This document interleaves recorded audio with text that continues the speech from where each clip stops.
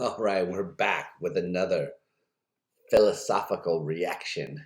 The most ridiculous concept in the history of the universe. Or it's just like a modern day version of commentaries on philosophical texts because, Derrida, everything's a text, and videos a text, blah, blah, blah. I don't know why I'm like this. I honestly don't. Nobody knows. Nobody knows. Who lets me get in front of a camera and say these ridiculous things? Oh my gosh. I was only kidding. That reminds me though, man, I don't want to go off on a tangent, but when I was in, I guess I don't know if I was an undergraduate or a graduate student or just on the cusp or in between, or I forget exactly. I'd have to think about it more carefully than I want to.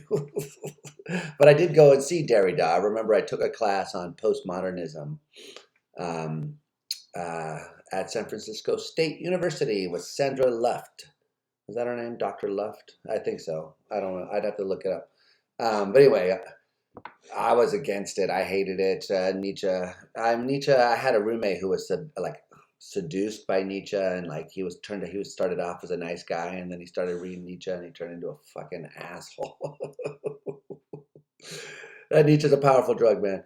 Um, but anyway, I don't know what the hell am I talking about? Oh yeah, so we read Derrida in that class, and I really didn't like it, but I heard that Derrida was gonna come and give a talk.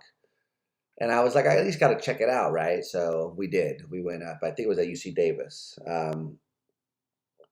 That conference was wild, man. We drove up there, and this is turning into a video on the Terra conference I went to. Okay. Maybe I'll shut the hell up. We're here today to talk about Quine. So yesterday I was checking out that Quine video over here. Um, where is it? This one. And it was a lot of fun, and I enjoyed it. So I think we're going to just kind of pick up where we left off. I learned a lot. Now, honestly, this is not my super strong area of expertise. I do have interest in philosophy of language, and I do think that I spent some time thinking about higher order theories of consciousness, for example, and I do think that and theories of intentionality start to matter. And I do have views about intentionality and so forth. And just kind of anecdotally, since we're on the anecdotal train, I was always kind of considering myself extremely anti-Quinean. Um, but I've now realized in my maturity that I have elements of Quine's philosophy because, naturalism and continuity of science and philosophy are things that I endorse and so forth. But a lot of this other stuff I don't. I've never really liked the holism or the attack on meaning. I think it's interesting. I think Quine's a very important philosopher, and that's of course, what makes someone a great. Partly, what makes someone a great philosophy is that they take something which seems completely absurd, like that there's no meaning, has no role in science, and they give an argument for it that makes you go, okay, yeah, interesting. So I think that's one of the value of Quine, but also just. This past semester, I was sitting in on a class at the Grad Center on Quine and Sellers that taught by David Rosenthal. I sat in on a few of those courses. And I was also sitting in on the Mind and Language Seminar at NYU, which was run by David Chalmers and Ned Block. And we were talking about contemporary theories of intentionality and just kind of recent work that's been done on it. So it was interesting.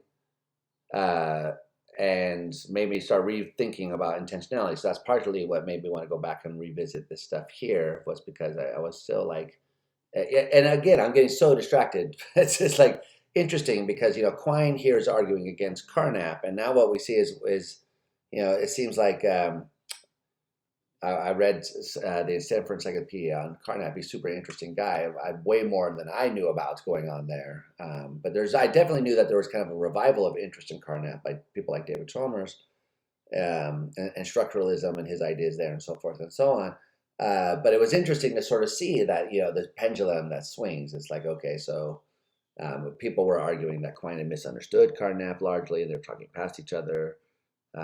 So it's interesting, and now we see that people are sort of going back and taking Carnap's ideas and sort of updating them in terms of some things we think now. And so I think Chalmers's version, what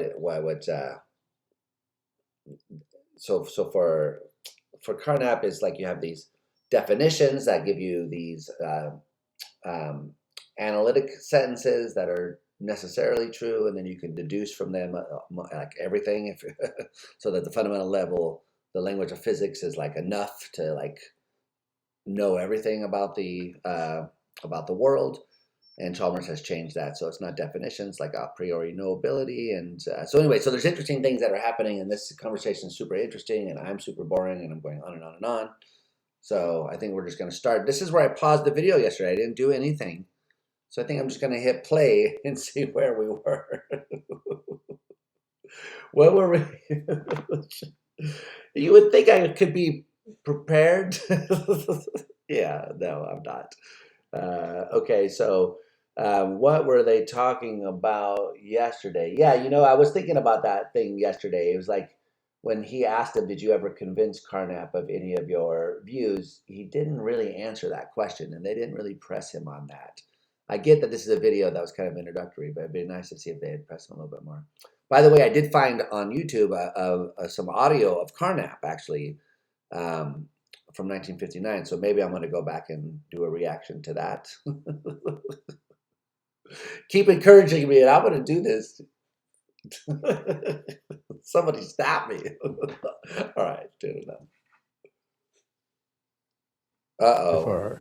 Wait, what the hell just happened? Linguistic readiness, that's good. You push linguistic readiness speculatively, and this is Chomsky, as I get it. Push it as far as you can, short of hold on. And put into different languages, different households linguistically. Come up fluently in the two languages and not in their respective languages, and completely helpless in the other language. Yeah, so that's where we ended last time, I remember now. So the idea that the argument that I think he was making right there was that if you take two twins, so they're genetically identical as far as that goes, you separate them, you put one in a Spanish-speaking house and one in a British household. And in the one case, the child learns Spanish and speaks Spanish fluently like a native speaker. And in the other case, the person learns English, UK English. They'll spell color with a U, stuff like that. They'll have an accent and they'll sound, and this one will sound that way. And so his point here is that there can't be something innate that determines what language you speak, because they end up speaking different languages, but they're genetically the same. I think I heard him say Chomsky just a second, so I think he's going to maybe talk about this, but I think Chomsky's reply to this, excuse me. Damn allergies. I know you guys don't care about this, but there's a maple tree outside my window here, which every spring when it blossoms, I'm like, dude, I'm sorry I like maple syrup, but tree, leave me alone. Oh, what? Okay, anyway, what was I saying? Yeah, but so I think Chomsky can kind of respond to that by saying, look, what's innate is universal grammar, and that's the differences between Spanish and English and Mandarin or whatever result in kind of a tuning by experience, kind of different parameters being set. Like there might be parameters in the universal grammar system that have to be set by experience. Like maybe there's a component that, it can take a value determined by the kind of input that you get from the environment. And if it's a certain kind of input, then the value determines that it's Spanish. And if it's a certain kind of input, then it determines that it's Swahili or whatever the hell. And so I don't really buy this kind of argument. And I don't really think, let's see, yes, I know. I also realized last time I kept saying 1996 and this is 1994. So 1994, I would have been in a community college, just starting, taking my very first philosophy class when they were having this conversation. Damn. Okay. Fuck. Anyway, so I wonder if he's going to address that. Let's find out. So that won't carry us very far. Linguistic readiness, that's good. You push linguistic readiness speculatively, and this is Chomsky, as I get it. Push it as far as you can, short of treading on differences between specific languages. Then the infant refutes the hypothesis if it ventures beyond that limit. But up to that limit, yes, I think those hypotheses are welcome, certainly to me, but they just raise the question, curiosity, further research. Let's find what is the mechanism of this, psychological, neurological mechanism of this extreme linguistic readiness, and just what does it consist in. This much we can be sure. There is some linguistic readiness innate beyond what the higher apes and other animals have, or the birds with their... All right, hold on here. So am I misunderstanding what's going on here? Because I don't know a lot of these code words like linguistic readiness. I might have to look that up. Let's see if that's like a technical term in the theoretical background of these guys' discussion. Because what is he... He's saying, okay, the infants refute the idea that what language you speak is innate. I guess that would be, so it'd be like, okay, the simplest version of that is like, you innately know English. Okay, no, because you could also be born in a different household and speak Spanish. Okay, so great. But what about this guy, linguistic readiness? That I take it is kind of maybe his way of referring to something like, well, what if we invoke Chomsky's competency versus... Yeah, I'm not... Yeah, is that gonna... Okay, so maybe this is not... I'm gonna re-listen to that part right there because I want to see if I'm getting this right. I did not expect... What is the alternative? There's telepathy. There's somehow innate command of the language, but that's refuted when we start observing the infant. Okay. And finding that,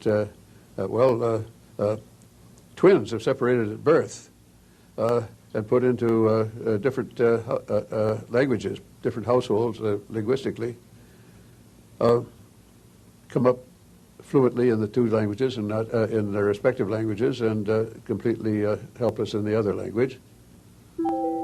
So that won't carry us very far. Linguistic readiness, that's... Wait, hold on. I hear this fucking email. People emailing me over here. All right, yes, I know. I should be working. I get it. You know what? Don't make me get Horwich on you. I'll sick him on you. I'm just kidding. Paul Horwich is the nicest, sweetest guy. He like him for you. I actually don't know him very well, but he seems very nice. Look, yeah, I don't know him very well, so if he gets canceled, I ain't vouching for him. But from what I've seen, he seems very nice and very sweet. Okay, that's it. Good job. Push linguistic readiness speculatively, and this is Chomsky, as I get it. Okay, so this is Chomsky as I get it, linguistic readiness. So there's some innate capacity for picking up the language. That's the linguistic readiness bit, I think, right? Okay. Push it as far as you can, short of treading on differences between specific languages. Then the infant refutes the hypothesis. So that's the part I don't get right there. That's why I wanted to go back here. So push it as far as you can, short of different languages, because then the infant refutes the different languages. Why? What am I missing? Am I missing something? I don't see the argument here, or maybe he doesn't. Is this before what, 1994? I don't know, in the when and the where of the development of Chomsky's universal grammar ideas, the language acquisition device and all that stuff that people used to talk about and how it's changed over time. I don't know enough about the history of that stuff. Although I will be talking to Chomsky for Consciousness Live, June 16th.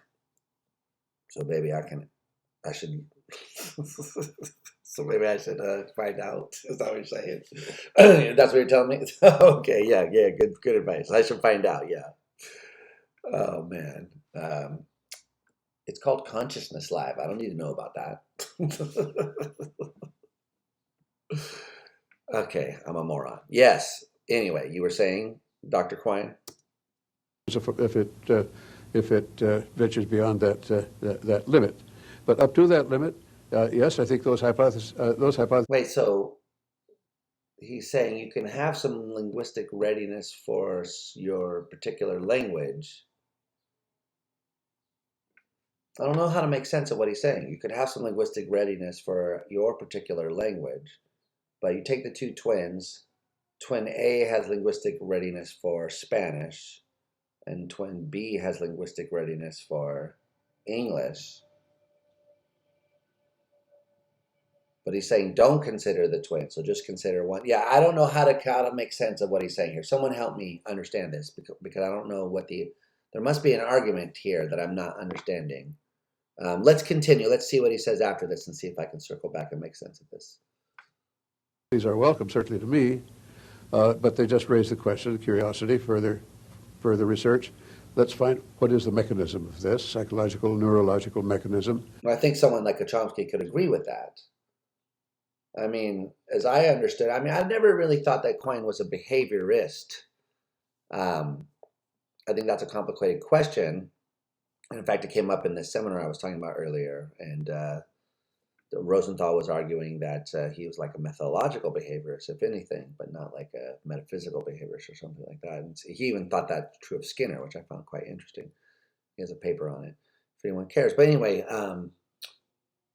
so I always thought that like the way the traditional debate was supposed to be set up was that you have someone like Quine, and he thinks that you learn language at your mother's knee, so to speak, right? So they say dog.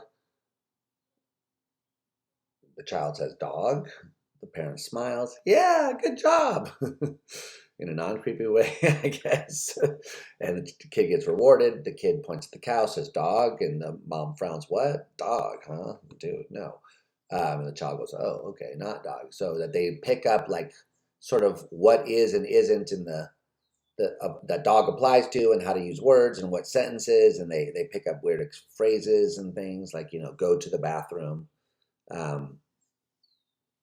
stuff like that. So I'm getting text now, so I'm getting distracted. Sorry. But anyway, so what's the point here is that the child learns the language. They start off with no language, and they learn it and completely sort of by reinforcement from the environment, by positive and negative responses from their utterances. And so he's saying, and then Chomsky, in the traditional picture anyway, comes along and says things like, oh, poverty of the stimulus, and there's certain mistakes that kids don't make, and you can find examples like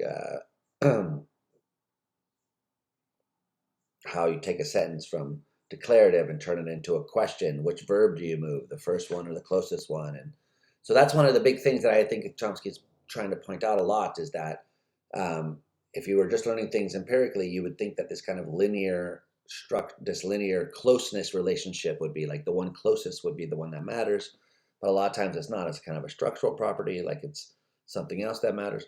So anyway, so that's not something that you ever have enough input to pick up. And so that's what I thought the traditional debate was, or at least that's the way I think it's typically presented over the language. And Chomsky posits that there's this innate language acquisition thingamabob. And so he's saying, now Quine is here saying, well, I could be okay with some kind of innate capacity in the case of a particular language, as long as you don't bring in twins and compare other languages. Yeah, anyway, I still don't know how to make sense of that. I know I'm just going on and on. So let's listen to Quine. Of this extreme linguistic readiness, and just what does it consist in? This much we can be sure. There is some linguistic readiness innate beyond what the higher apes and other animals have, or the birds with their bird calls, although they do have signals. There must be, to account for our just incomparably greater facility in learning. All right, so there's got to be something that's innate, right? That's what he's saying right there. That just empirically got to be, can't deny that, because there's a difference between us. So there's got to be something that is biologically specified. That is the difference. Okay, but that's very weak, right? Because then you could just say, um, what's innate is this capacity to learn or to form hypotheses or to make inferences, and you can bring holism in and stuff like that. So I think that's pretty weak. So let's see where he goes with this. Incomparably more complex systems, and so this is all at the perfectly legitimate empirical level of speculation.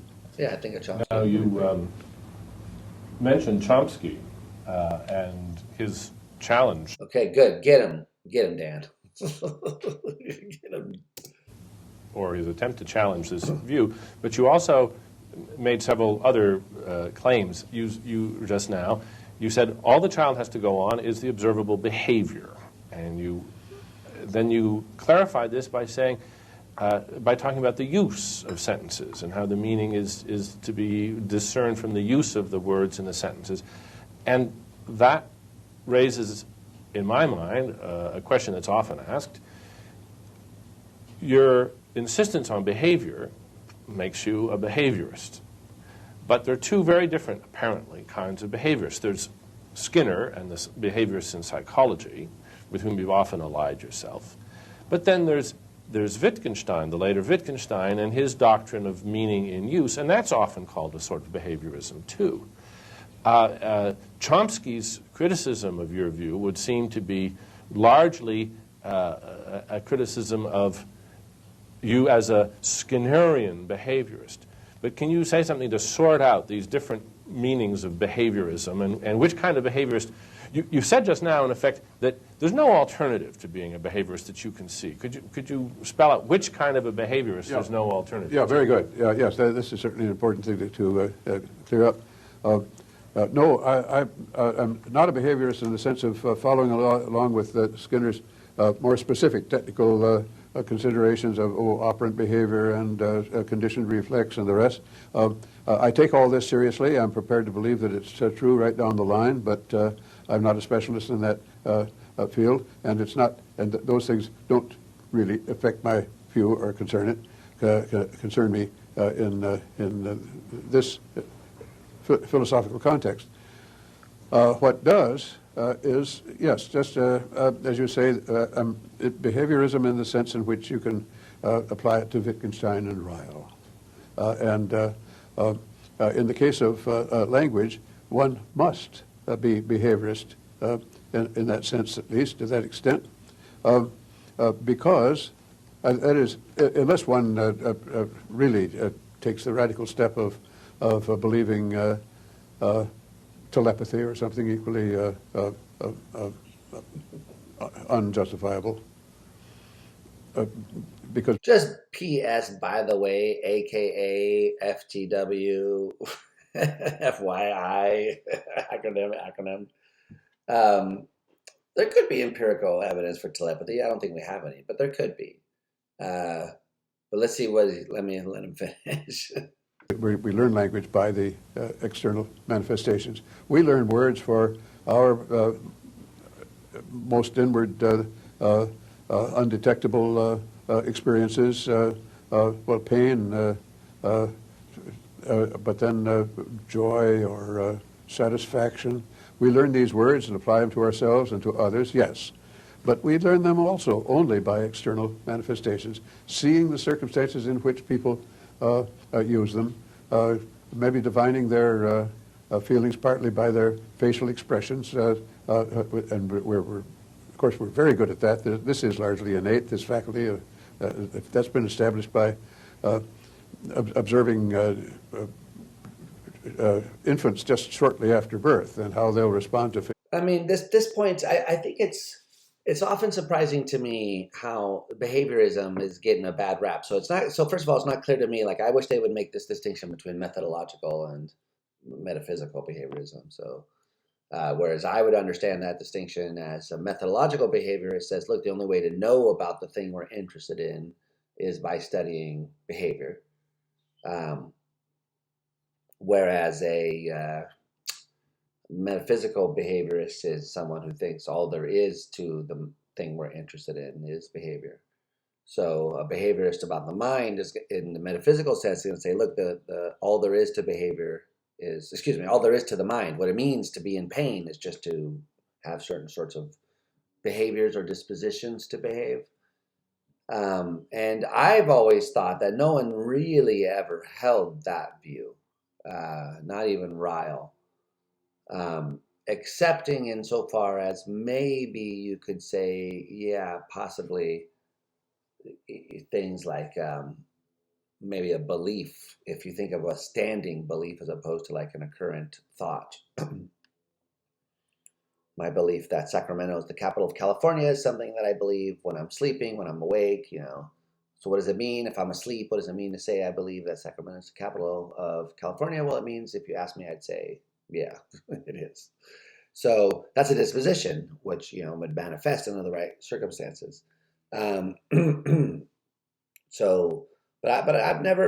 here he's saying, with respect to language, at least, you have to be a behaviorist in the sense of Ryle. But why did he make that distinction between Ryle and Skinner? So I guess what he was saying, like, I don't care about Skinner's specific theory of operant conditioning.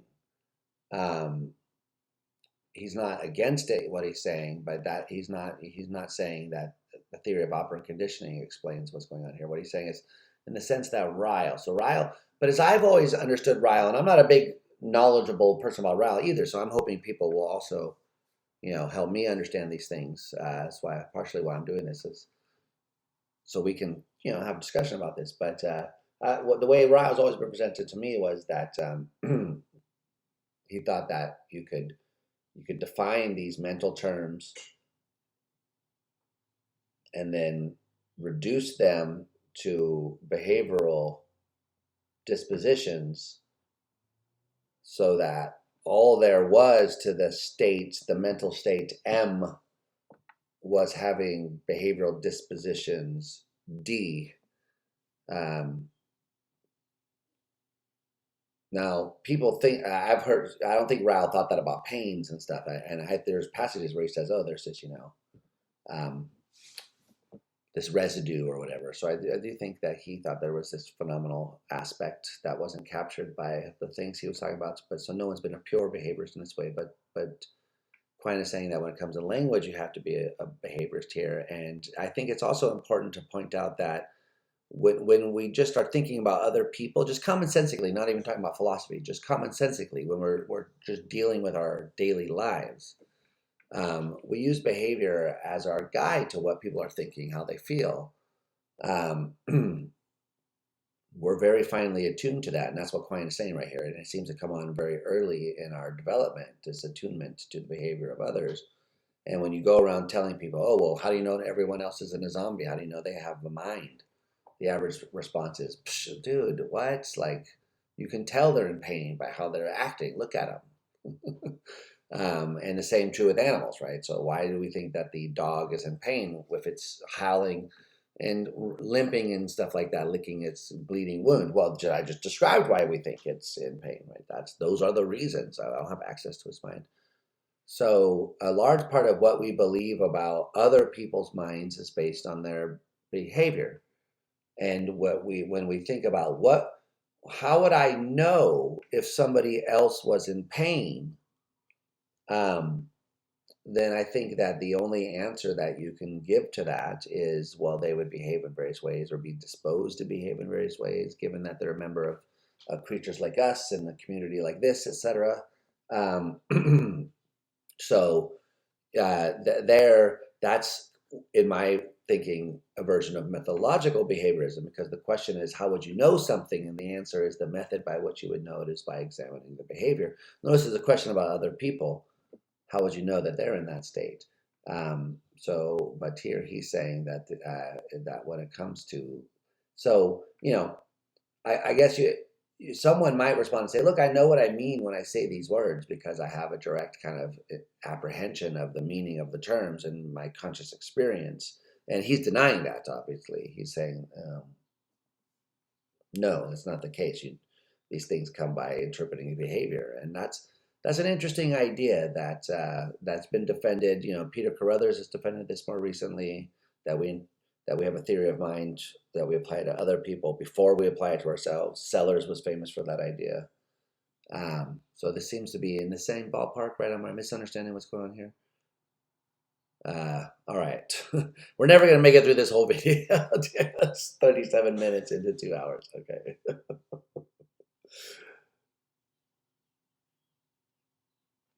Did I even hit record? You know what? This might not even be recording.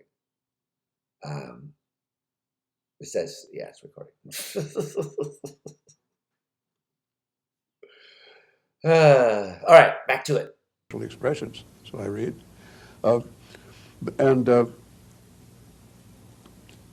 So one must be, and so for meaning in particular or any other linguistic concepts, we've got to look to the external manifestations. Now, meaning and use, there's Wittgenstein, and that's good as far as it goes. Meaning as use, yes. But you can't leave it at that, simply as use. No two expressions have the same use. They can't. It's physically impossible. Because if you use an expression, you can't use any other expression, them and there, in place of it. You can't say two of them at once. So they no two expressions have the same use. It's a question of the relevant use.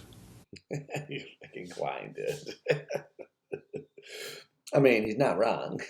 He's not wrong, right? What he's saying is not wrong. He says, if you mean literally they have the same use, they can't, because utterances are a one-time thing. They happen at a time, at a place. They're made by a person at a time, at a place. So the things I'm saying right now, if I say them again, the things I'm saying right now, those two utterances, they're distinct. They're not literally the same use of those terms because they're literally different utterances. That's what he's saying. So what matters is the relevant use. And then, oh, logicians, they're funny. The significant use, the semantically significant use, and that's the problem. That's where the problem comes in. That's not the solution. Yeah. You've mentioned... So then you got to say what counts as that significant use. I guess what I think it's saying right there. One of the consequences of abandoning the two dogmas of empiricism is a blurring of the distinction between metaphysics and science. Another effect that you have written about is what you call a shift towards pragmatism. Could you explain what exactly you mean by pragmatism in this context? No. No. Did he say no?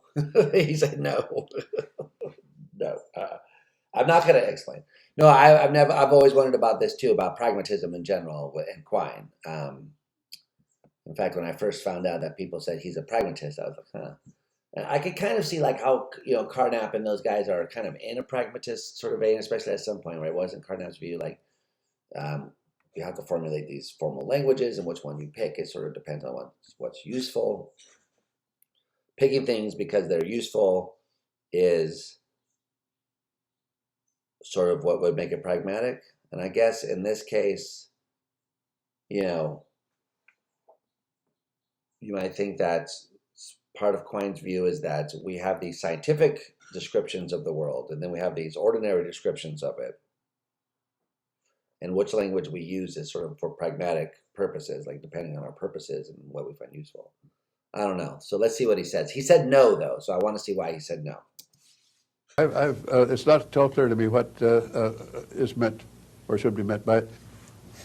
Well, I think it may all go back to the last page of one of my papers. I guess it was the paper. Wait, he's not clear what's meant by what? By pragmatic? Well, that would be nice if that's what he was saying. Let's go back. You've mentioned that one of the consequences of abandoning the two dogmas of empiricism is a blurring of the distinction between metaphysics and science. Another effect that you have written about is what you call a shift towards pragmatism. Could you explain what exactly you mean by pragmatism in this context? No. No, it's not at all clear to me what is meant or should be meant by it. Well, I think it may all go back to the last page of one of my papers. I guess it was the paper Carnap and Logical Truth, rather than Two Dogmas of Empiricism. But that was more.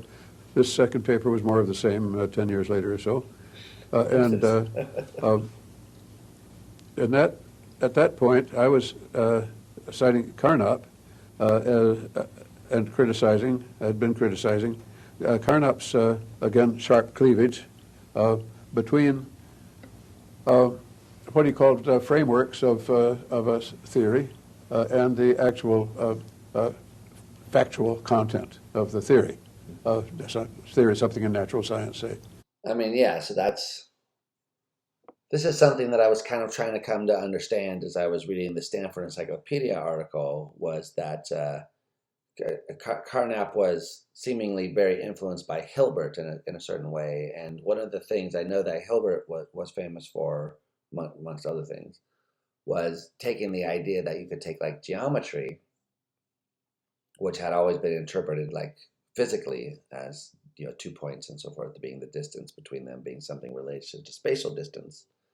But you could reinterpret that as anything and assign interpretations to what those things might represent in ways that was viewed all of the truths of geometry as kind of abstract structural truths. And so Carnap was seemingly influenced by that and wanted to apply that idea to everything so that you could have the structural content, and then which was abstract, and then you could fill in like what all of those nodes, how they were connected to things in the world, and you would get like a model or like some content to the framework. So I think, in my interpretation, I think that's what he's saying right here. The framework Carnap characterized as purely pragmatic.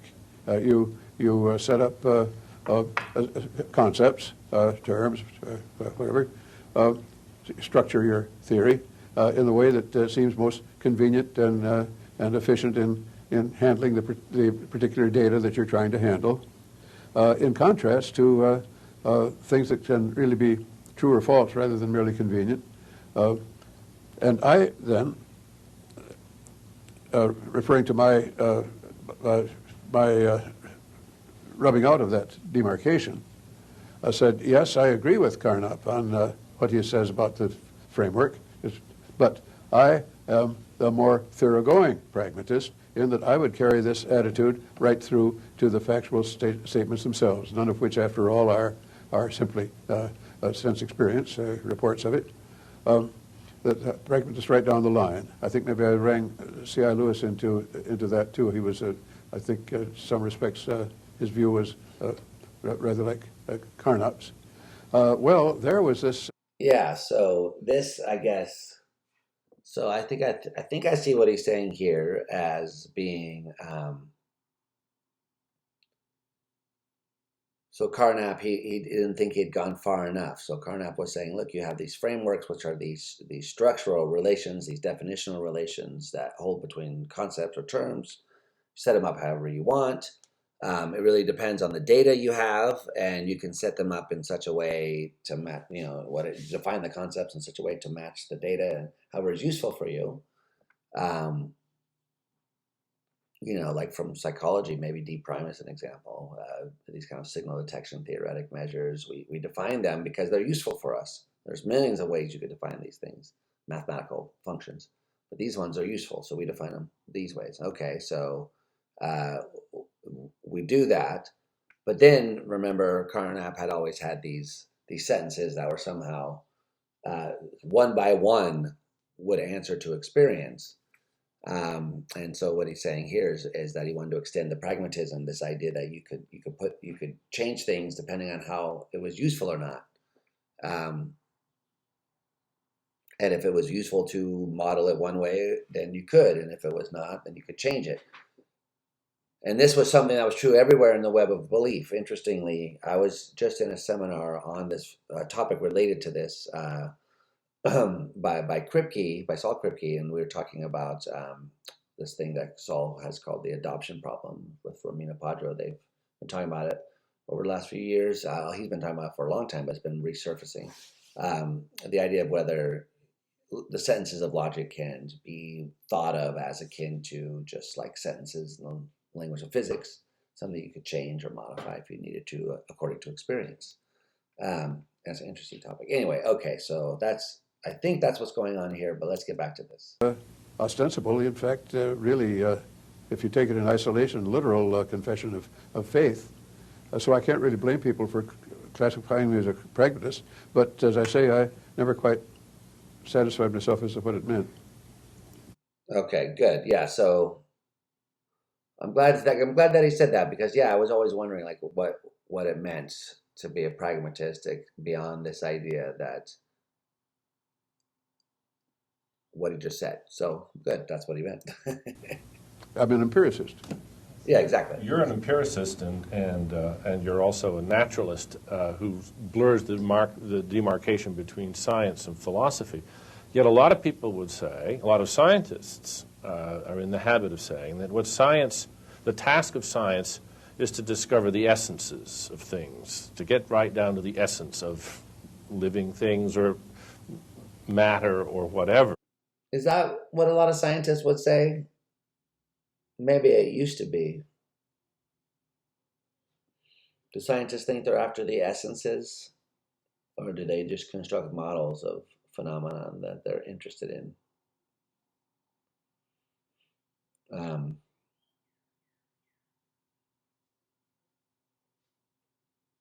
It's interesting because I was just watching a talk by Chomsky, actually, because I'm going to be talking with him. I'm reading and watching a bunch of stuff and rereading things. But yeah, he was saying something which would be interestingly at odds with this. Anyway, let me listen to them. So zip it, Richard. Shut the fuck up over here. And right in Two Dogmas of Empiricism, you make it clear that you have not much faith in the concept of an essence. And you say, meaning is what essence becomes when it is divorced from the object of reference and wedded to the word. So your challenge to meaning is also a challenge to the very idea of essence. Could you tell us something more about that? It is indeed, and when the scientist says of science that that it's after the essence of things, this scientist has deserted his last and is trespassing on ground that he's not sufficiently familiar with, namely philosophy. Yeah. Well, yeah, it's true, because I guess you can see kind of the Kripke coming along as reviving a neo-Aristotelian sense of essence. I guess you could see that, right? When you talk about modal metaphysics and how you make subjective counterfactuals true, like that, Hillary could have been the winner of the election in 2016 or whatever. How you make sense of sentences like that, what seemingly involves, according to Kripke, singling out a particular individual, picking out something essential. Same thing with pain. Pain seems essentially painful, awful, something like that. Kripke again appeals to that in when he talks about his argument against the identity theory. Certainly, Michael Devitt, a big Kripke fan, has tried to defend this kind of biological essentialism model. But, I don't think what biologists think they're studying the essence of anything. Yeah, I'm trying to think of a science that would even talk about essences in this way.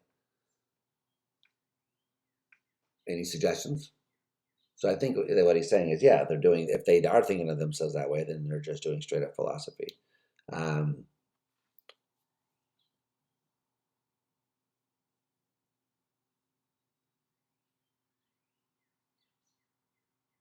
Something that bothers me about the boundary between science and philosophy and the claim that he's making here. But anyway, let's let it pass and let's continue listening. Philosophy of his own science. Yes, certainly that's the way of looking at things. I mean, just I'm like, let's listen. Stop. Let me talk.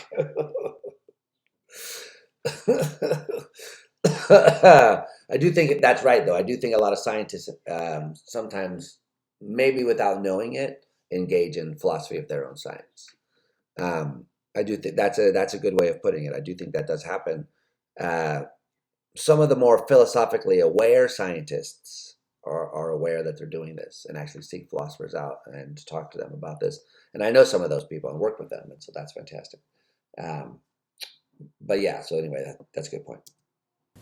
Now, here again, it's a matter of rubbing out a boundary, because some traits of, in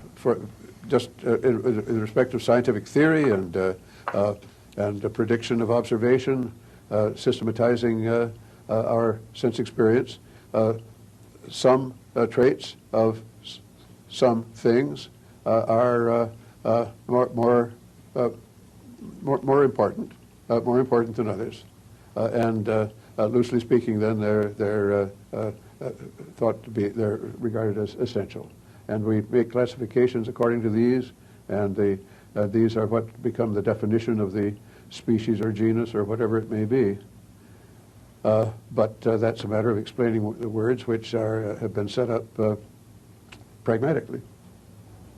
We'd like to ask you about what you take the implications of your central ideas to be for the various departments of philosophy: epistemology, metaphysics, logic, ethics, the philosophy. Okay, I was going to science, stop it, but this should be good. I want to hit. Well, beginning with epistemology. Naturalized, This is the area in which addresses problems surrounding the concept of knowledge. Here you've recommended an approach that you call naturalized epistemology, and in which these questions are to be dealt with by the biological sciences, as I understand it. Is there any role for philosophy in epistemology naturalized? You already answered this question. I think of it as a study at very much the philosophical end of the continuum, which I think of as science. This is a matter, again, of my not recognizing any objective view. I mean, we knew he was going to say that. That's what he's... Yes.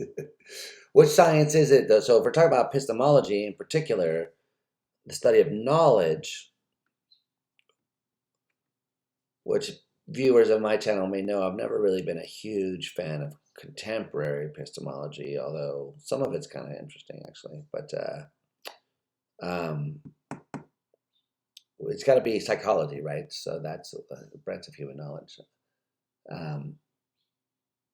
So you're not, if epistemology is really a branch of psychology, like if it's not a branch of it, but I mean, if it's really just like the outermost end of the science of psychology, right? When you start getting to questions about, how do things like us get to know things, and you study that scientifically,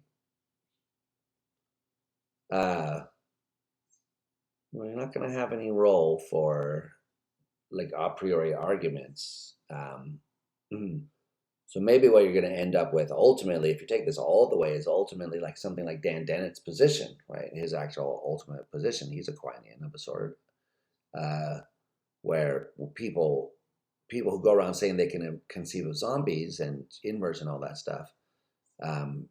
Dan's response, I organized the online. I mentioned before that I've had classes with some of these guys. I've never met Dan Dennett in person, but I organized the online consciousness conference, and he did a presentation thing there one year, and we emailed a lot because of that and stuff. So I've interacted with him that way. But I've seen him respond when people say, "Oh, I can conceive of this." He says, "Oh, great! I'm glad to know that, because that's a data point. My theory wants to explain why your psychology is that way." And I think that's been a strategy we've seen a lot in the philosophy of consciousness lately, like illusionism, which is a descendant of this view, I think, says, look, we don't need to explain consciousness. We need to explain why people think there's consciousness, we don't want to explain how you know about your conscious states. We want to explain about why you think you have knowledge of your conscious states, so that it's a psychological feature that we're interested in, merely psychological. And it doesn't involve anything about consciousness, right? That's the bit that I think is wrong and we'll never accept and all of that stuff. And I won't belabor that stuff here. But yeah, it's interesting. Okay, anyway, let's continue on. How long is this, by the way? How long have I been doing this? We're at 44-minute mark. When did I start? I don't know. I guess I got time to go a little bit longer, but Jiminy Criminy. Demarcation between the two realms.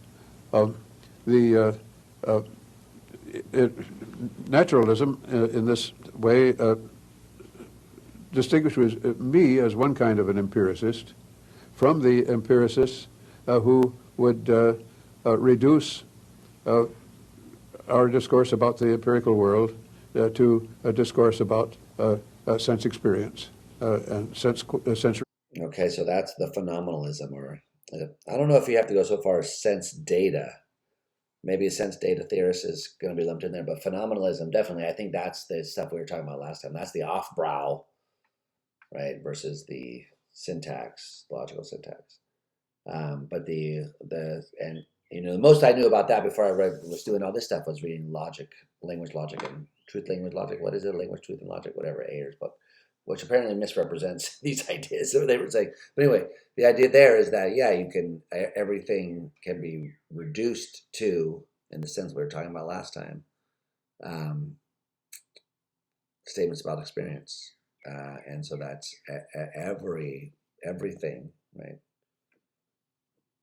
You can see traces of this if you read Kant. I know there's this passage. I remember reading this passage in Kant in the Critique of Pure Reason, where he says something like, if someone says that there are men on the moon, then the only content that statement has is that we could go to the moon and see them and interact with them and talk to them. So that it's just a statement about what kind of experience we could have. And that's sort of what the key, sort of the foundational insight of phenomenalism, I think, is that everything can be reduced to statements about what kind of experience we could have. And then, of course, you could be a hardcore empiricist, and that's what he was just talking about. And that's an empiricism which is in line with the kind that Hume had, I think. And then you can say, look, if you can't think about how there's an experience which would verify, dare I say the word, the B word, if you can't have an experience that would somehow verify that, then you're saying something meaningless or something. And so he's saying he's a different kind of empiricist as opposed to that phenomenalist kind of empiricist, right? That's what he just said. Let's listen to that again just for fun. As a study at very much the philosophical end of the continuum, which I think of as science. This is a matter, again, of my not recognizing any... Maybe I'm wrong when what I just said. Maybe what he just said was epistemology is at the philosophical end of science, not a particular science like psychology, but just every science ends in epistemology, or all science does, or something. Maybe that's what, maybe that's more reasonable to think, right? They all end up asking, how do we know?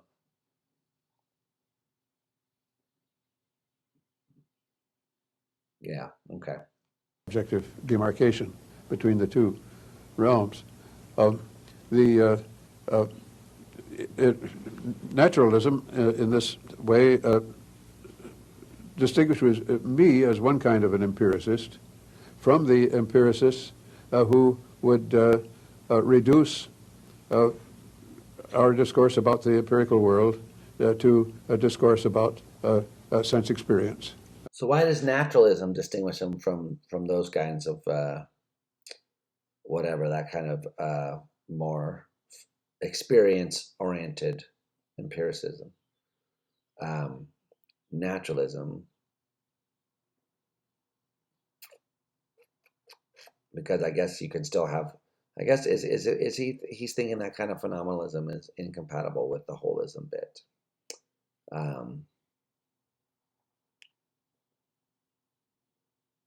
Help me out here, guys. Am I on the right track? I'm struggling. All right, let's keep going. and sensory qualities, either by definition or at least by systematic criteria of a kind that made the discourse about the physical world clearly subsidiary or derivative from a basic phenomenalistic language. This I've given up as a will-o'-the-wisp. What the fuck did he just say? He gave it up as a what? A lisp? What the fuck did Naturalism in this way distinguishes me as one kind of an empiricist from the empiricists who would reduce our discourse about the empirical world to a discourse about sense experience and sensory qualities, either by definition or at least by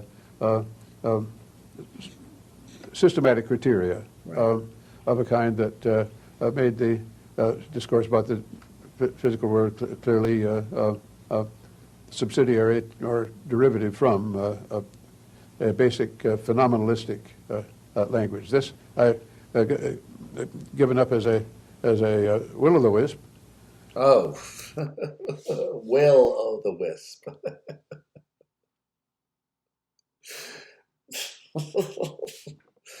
Okay.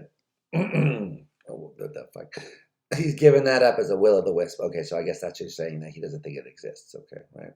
So there aren't going to be nice correlations between experience and the meanings of our sentences, because we can always adjust the meanings of our sentences to accommodate the experiences we have, come what may, right? That's the holism bit. Okay, I think that's what he's saying there. Thinking of science, rather the science of the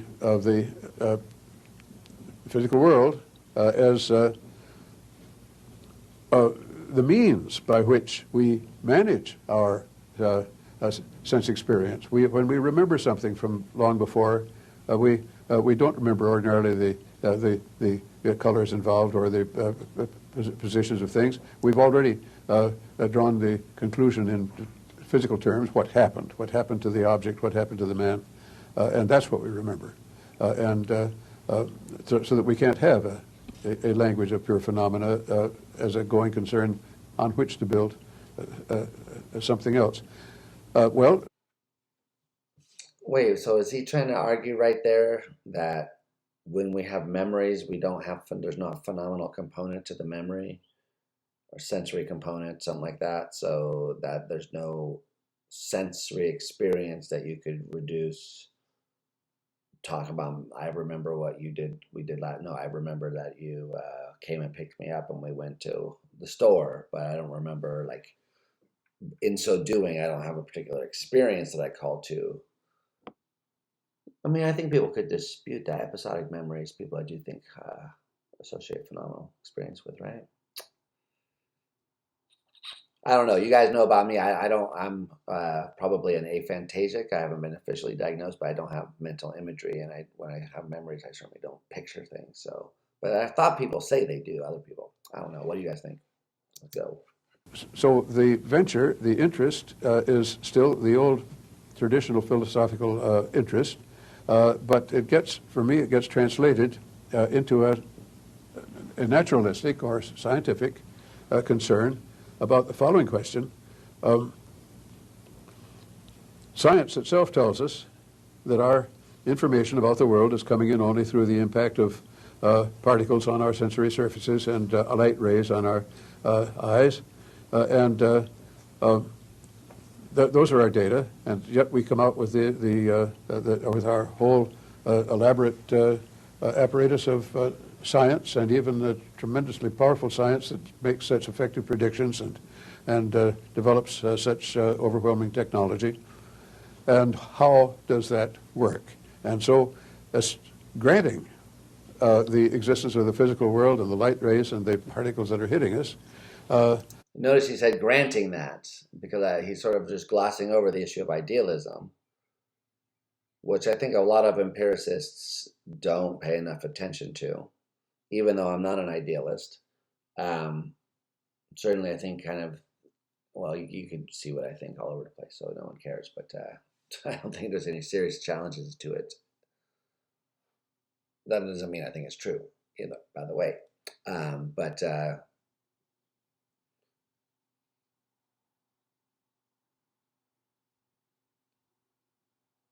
Right. Science tells us that we have certain experiences when we do certain things, and we can predict those experiences.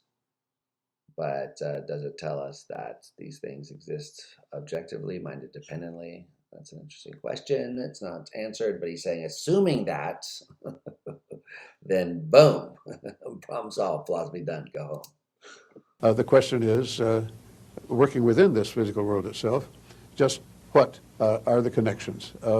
This is obviously going to involve considerations of neurology and psychology. One, on the other hand, pursuing this more characteristically philosophical aspect would try to quarantine those as best one could and leave them to the experts, but draw freely on their findings and conclusions insofar as they seem pertinent to clarifying our problem, our puzzle about how we can get all this out of so little and such a different kind of thing.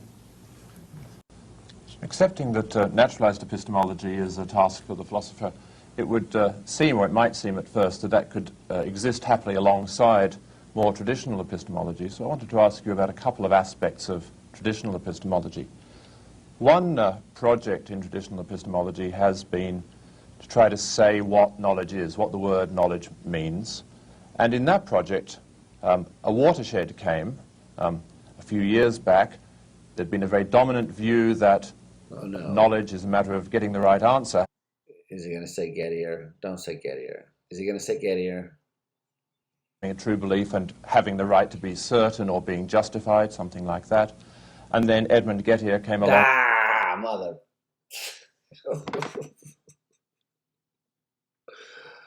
Dude, the fucking Gettier problem, man. This is what made me not like epistemology when I was a grad student. By the way, this is the type of shit, just like Gettier problems, weird counterexamples, thought experiments, no empirical evidence, and people having different intuitions and then fighting over them. The whole thing just like angered me. I wanted something more empirically tractable. Of course, now I find out, nothing is. What does even empirically tractable mean? Okay, so anyway, what's Quine's response to the Gettier problem? Is that what we're going to talk about right now? Let's go. Some examples which seem to show that that was a decisively wrong account, and then traditional epistemology took on a rather different form, trying to define knowledge, leaning quite heavily on notions like a rather different form. Yeah. Causation and relations to the external world. How would you view that watershed in traditional epistemology? Here again, the same old pattern of questioning a dichotomy. In this case, the watershed itself. Well, the dichotomy I'm wondering about, namely between belief, true belief, and justified belief. And this I would find a matter of degree. Here we believe it, on what grounds, and how well is this belief going to stand up against challenge, and so the challenge then maybe precipitates a further experiment to justify the theory in question. And that I feel that I've doubted the demarcation between true belief, other than knowledge, and knowledge itself. In fact, I felt that this is a case where... so is this where, is he going to... This is where I got that from then, because I have always thought, what's the difference between, true belief and justified true belief? So justified true belief is, you can tell a story about why you think the belief is true. But what does the work is having the true belief. So what does it matter if you can justify it or not? That's my view. So the knowledge part's not important. Who cares? What's important is like having a true belief. And then if it's knowledge, whatever. I don't know. And in the Gettier cases, the true belief that you have, he has a quarter or a nickel in his pocket, and you know he has a quarter, so the belief you have is true. It's a quarter or a nickel. Okay, so what? you don't have justification for believing it, but it's true. All right. Anyway, let's see what he says. A rather paradoxical situation where epistemology, in other words, theory of knowledge, has as one of its findings that there's no such thing as knowledge, that knowledge is not a legitimate concept. I'd love to pursue that line further. Let's just for a moment, though, turn to another major project in traditional epistemology. That's trying to address skeptical arguments. Wait, what was his answer to the question? Did I miss it? So what he just said was, wait, hold on. I was thinking about something else. What the fuck did he just say? He just said, so here's a case where epistemologists have shown that there's nothing which satisfies their definition, and therefore it's pointless what they're doing. Is that what he was saying? Let's re-listen. True belief and justified belief, and this I would find a matter of degree.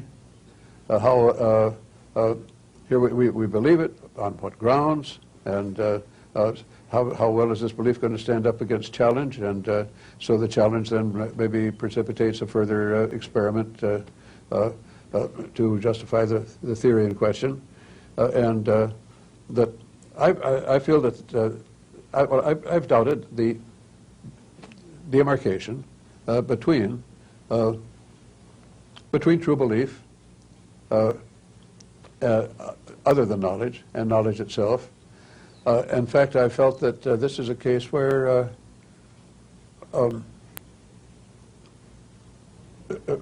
rather paradoxical situation where epistemology, in other words, theory of knowledge, has as one of its findings that there's no such thing as knowledge, that knowledge is not a legitimate concept.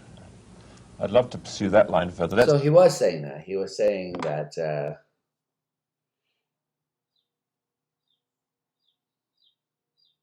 he doesn't think there is an answer to the Gettier problem.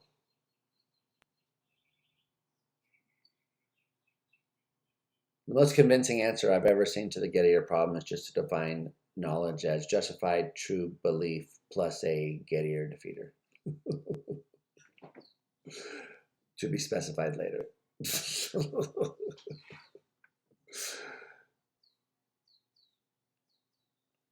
Much later.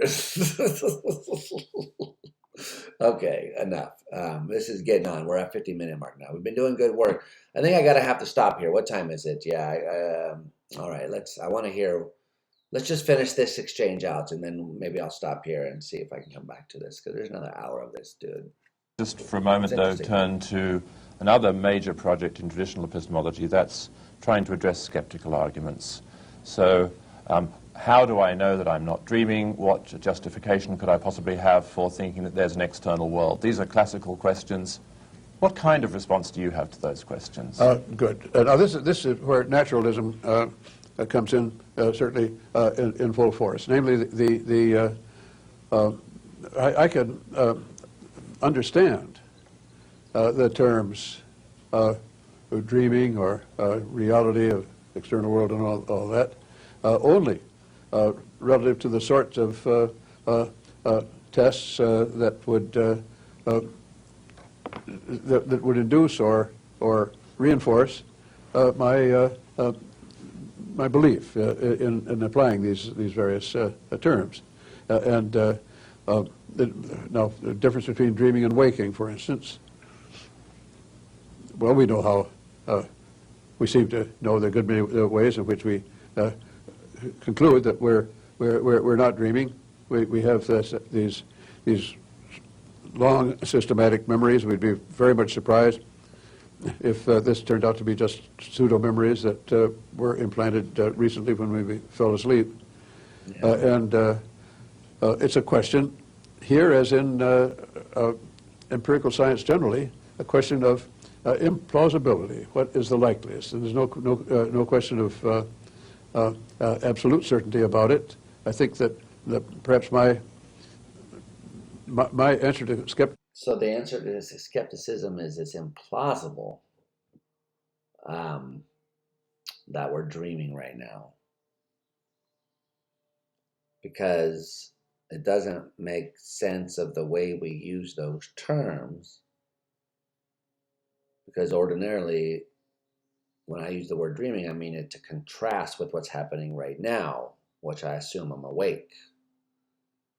So if I'm dreaming right now, then in a sense, I don't even know what that means, I guess is what I'm hearing him say. But of course, commonsensically, we know about dreams inside dreams. So you could be dreaming and wake up from your dream inside your dream. I think that's happened to me, actually. Couldn't you make sense of this idea that way, that we're in a dream? Maybe it's like one of those dreams where you're dreaming and you're in a dream. So that's a pragmatist kind of, how do I feel about that kind of answer? It's just like, it's implausible. It's implausible that this is what's happening, that I'm in a dream right now. Does that mean you don't know it, or that, but you don't care? Or does that mean that you know that you're not in a dream? So I think you could go either way with that, right? Like, yeah, I don't know I'm not dreaming right now, but who cares? It's so implausible. I'm not going to take it seriously. Or is it more of like the Hume thing, where it's just like, I just can't take it, I can't live my life that way, because I'm not going to step in front of a subway and be like, oh, it's just a dream. Oh. So when I'm out in the world, I just have to live like I'm in the world. But when I'm thinking about it, I can say, yeah, maybe I'm in a dream, and who knows, blah, blah. So is that what he means by implausible, or does he mean this other thing? Well, yeah, let's let him finish, okay? Because that's yeah.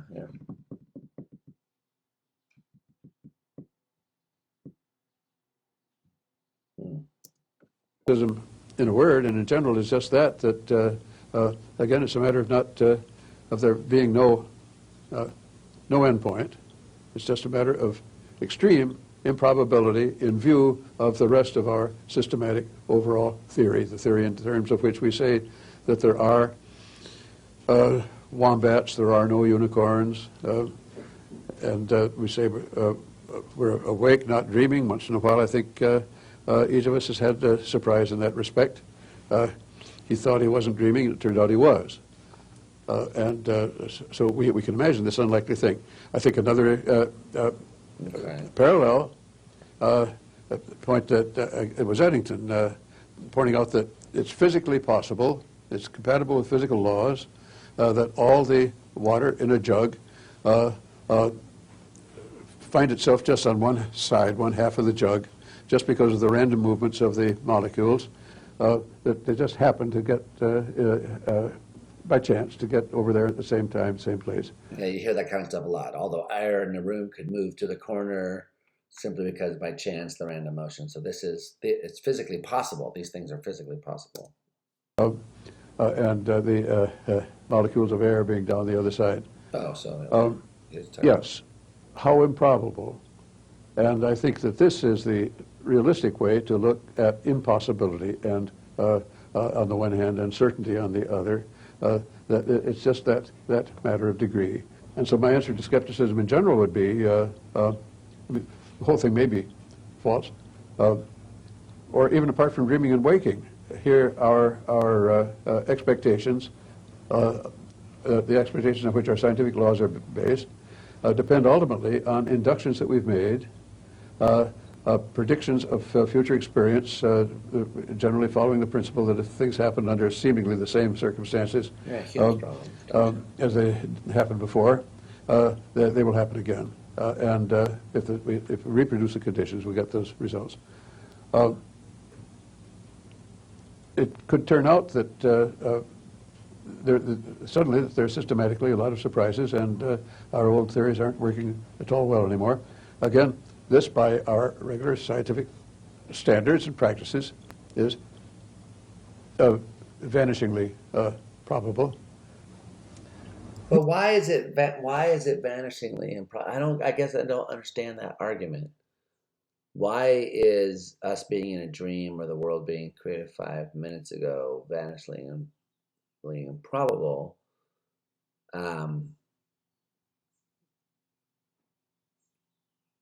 Depends on what your priors are about various situations.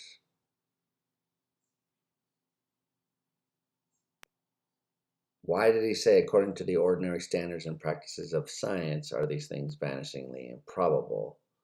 When, as far as I can tell, the ordinary practices of sciences don't care. Unless he means like physicists today care about what Einstein did, and if the world was invented 5 minutes ago, Einstein never existed. So those sorts of things.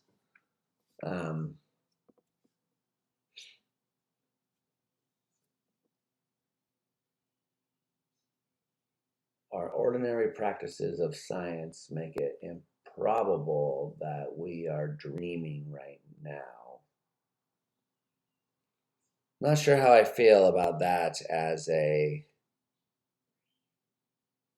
I don't know if it's on the level of Locke. Let the dreamer stick his hand in the fire. It's like, pass, smack. Come on, Locke.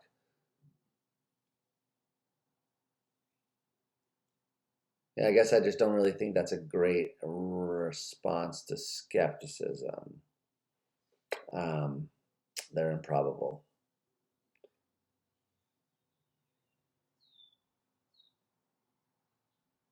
I think Ned Block's response to these kind of things a little bit better. His way of responding can be summed up by something by saying, like, their problems aren't our problems.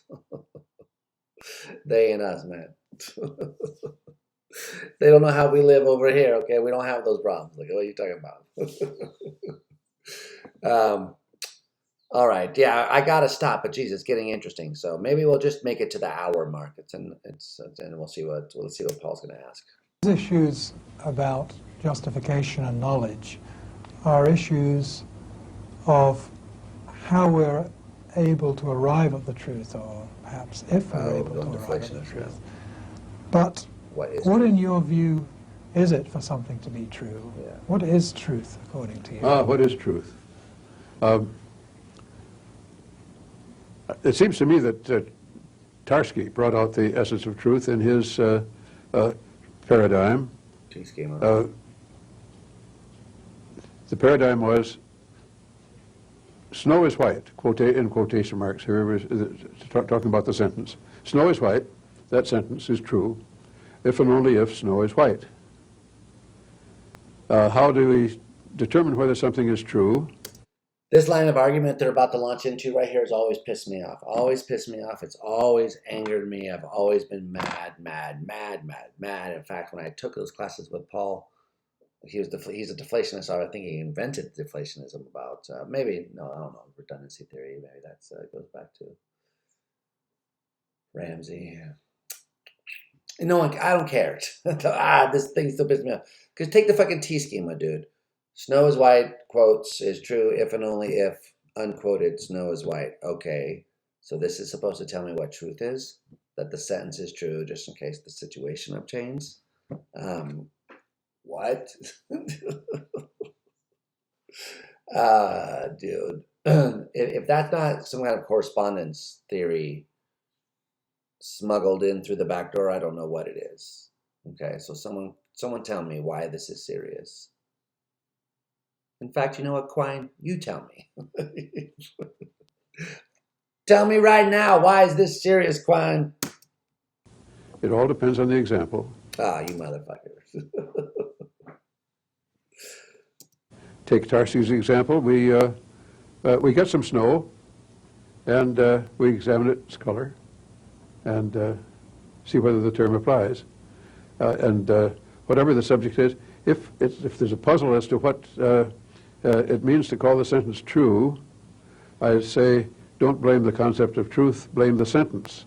If the sentence is clear, the sentence itself is telling you what.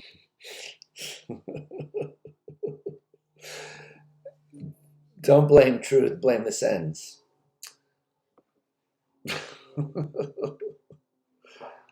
But he's a descriptivist, right? So what he's saying is that the sentence is going to describe, if it's descriptive enough, it'll describe a situation where you could see if that obtains or not. Is that what he's saying?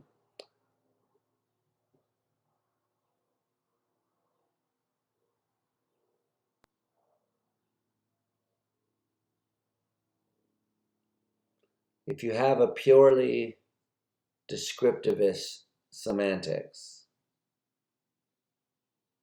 maybe even kind of a holism, inferential holism, where every term is defined by relation to every other term.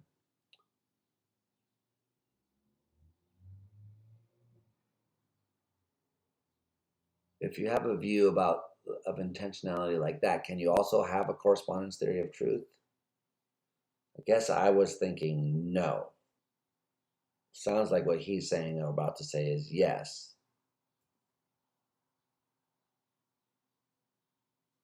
Interesting. All right, let's continue. Would have to be the case in order for it to be true. So here we have what regrettably and mistakenly F.P. Ramsey called the disappearance theory of truth. He felt, as others have felt, Ayer did at one point apparently, that you don't need the notion of truth, you just have these sentences. We do. Yeah, that's what I was calling the redundancy theory. So he called it a disappearance theory of truth, right? I've always heard it as the redundancy theory. It's like saying, the basic idea is that saying P and saying P is true are saying the same thing. There's no semantic content in the second one saying it's true that dip over and above just saying it with emphasis. It's like you said P and also damn it P. Or P is some proposition, obviously, like snow is white or whatever. So snow is white versus snow is white, man. Come on. That's snow is white is true. So he's endorsing that right here. I'll be damned. See, I don't understand these guys. That they're just. So he's saying the T schema and the redundancy theory are the same. I don't know if I agree with that.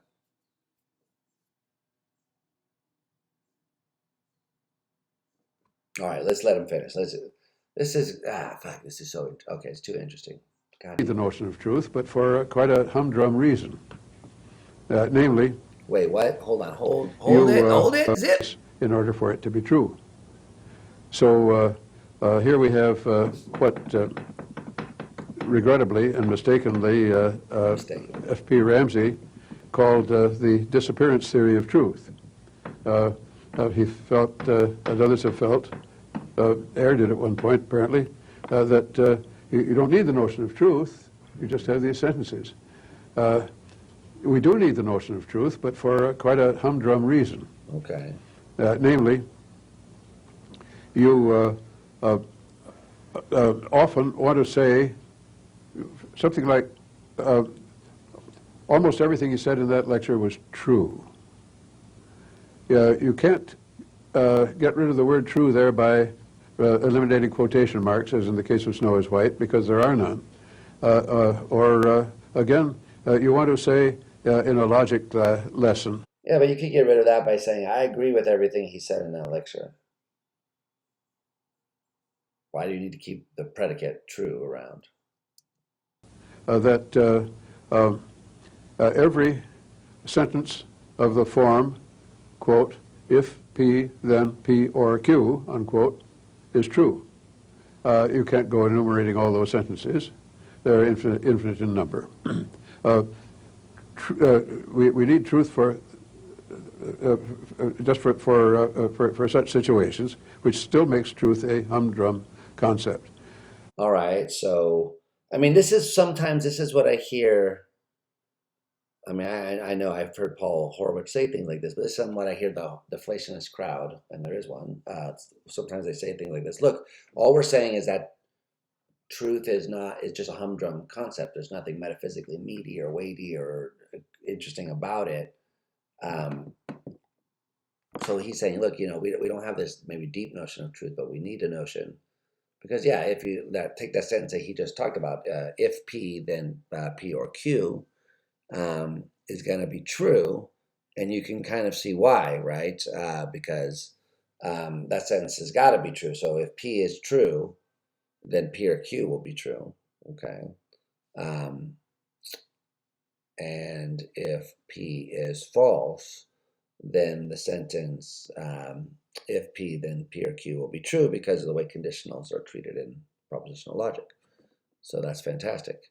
So that sentence, any sentence of that form is going to be true, but there's nothing to disquote there. There's no way to say sentences of the form, quote, if P, then P or Q, end quote, are true if and only if P, then P or Q, without quotes.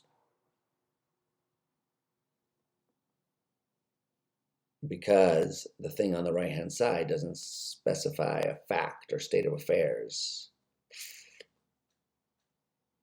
right? Otherwise, why not? Why can't you just say, yeah, that sentence is true when that logical form is a tautology?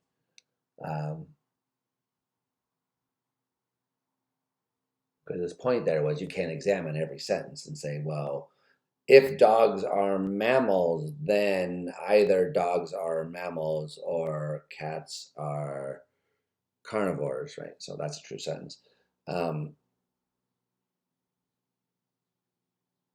Yeah, I don't know. As an argument against the T schema and so forth, and why we need to, as a why we need to keep the predicate true around. That's interesting. Yeah, so interesting. Okay, anyway, so I could be doing this all day. I'm gonna be here forever. But then there's one further, I think very important, proviso or that has to be added to all this. Yeah.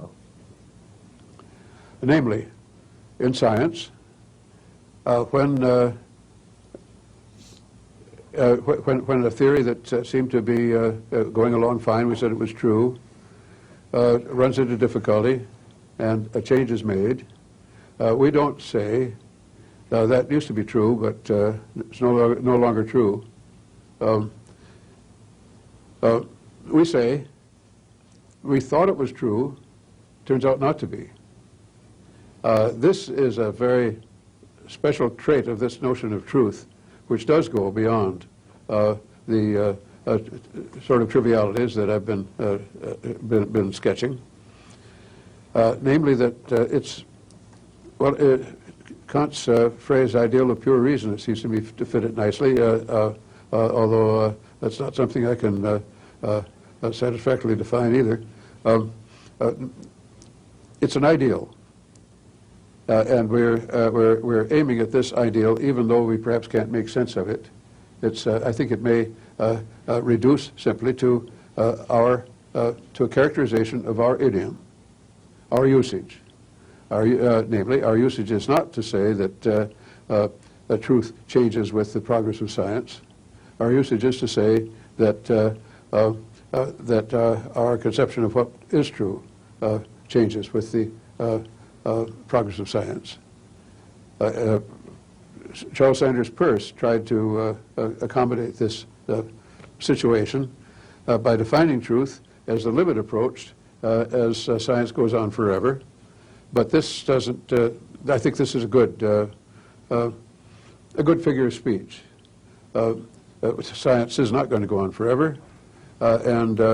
Furthermore, it's not even clear that as science does progress, after a point anyway in the future, it's going to be it's going to be doing better and better. Better and better. What do I mean by that? Our test of better and better in the case of science is experimental testing and seeing whether the experiment comes out the way you predicted it would come out. And we may have more and more success. We do have more and more success by that standard as time goes on. But it was just a pious hope on or dream on Peirce's part that was going to continue and finally approach a limit of one unique doctrine. So I don't think there's any hope there. I think we have to say Well, this is the way. We have this the scientific practice, the nature of science, is to frame hypotheses and go on testing them by experiment, and when they fail, tinkering and making improvements and going on and testing again by experiment. And this is the kind of thing that's made life easier in many ways and harder in many ways, and has made for technology. There's the situation. And then we come to our idiom in describing what's going on here. And our idiom just happens to have this curious twist in it, that we talk about something having been supposed true but not having been true, rather than talking of something as having been true and no longer being true. Could I just ask, before we go on to the next question, if the Peirce idea had worked out, that would have only been an account of scientific truth. Do you think scientific truth is all the truth there is? Yes, I think I do, but I think I cheat here by putting so much into science, including mathematics. There's another boundary that I tend to blur between mathematics and natural science. Yeah, that's his that's his famous indispensability argument. Look, this is getting very, very long. I need a glass of water. My voice is going out. I've been talking about Quine for too long. I want to hear more of this, but I'm going to have to stop right now. Let me just hit. Let Quine have the final word. And then as for values, well, I just hesitate to use the term true there. Things are better and worse from one point of view or another. Now, here are some... All right, we got to stop here. Wow, that's a bummer that he ended on that. Better or worse from one point of view or another. No, I can't rock with that, man. We ain't riding with that over here, dudes. Quine! Oh, my God. I didn't know that was going to be such an adventure. All right, so I still got another hour of that conversation. I guess I'm going to come back to it. Let me know what you think. Please tell me to stop doing this so I can stop. Oh, fuck. Who am I kidding? You know I'm not going to stop.